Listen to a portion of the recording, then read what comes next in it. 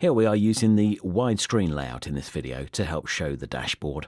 It acts as your quick view if using the log in either live or auto fade mode. It shows what is playing now, next to play and later, the item after the next one. You can configure it to show more within the station settings. As well as enabling you to quickly see the status of playout and what is to come, you can also use it to do various activities within Myriad 5 Playout. Use the disclosure triangle to the left of the media item details and you can decide to show the info in Smart Info for that media item, not the item most recently selected in either the media wall or the log highlighted item. Play the item now, queue it, or dump, soft delete the item in the log. Here, if we dump the Simply Red song, it's going to grey out in the log and eject it from the media player and instead queue up into Media Player 1 the Hot FM DAB ID to play next instead. If we undelete it by clicking on the time column in the log, it will return to the next position, remove the ID and put Simply Red back in ready to play. If I choose play, it will fade out the currently playing song and move on to this one. This is the same as if I was to press the go button here. As we are in live assist mode in the log, I can move my mouse to the green circle on the item currently playing and click on it and it will turn it into a red square. This will mean at the end of that item the log will pause and the presenter can talk, pressing play on the next media player or clicking go when ready to start the next item. By putting in a red stop, the countdown to the next stop timer shows the duration of time left until the log stops or pauses.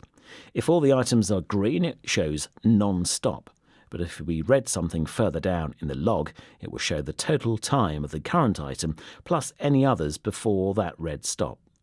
You can also click on the green circles or red squares in the other items in the dashboard.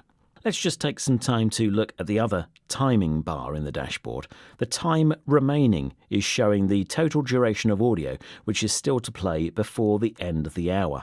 And then to the right you can see that we've got an overrun here on our log of 12 minutes and 13 seconds.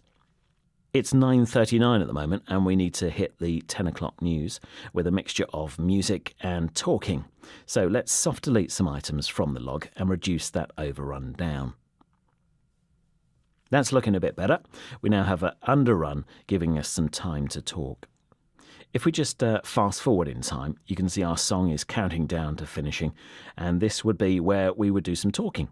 All the time in which we are talking, you can now see the underrun time counting down, and this will continue to count down until we hit play on the next item, the Katie Melua track, at which point it stops.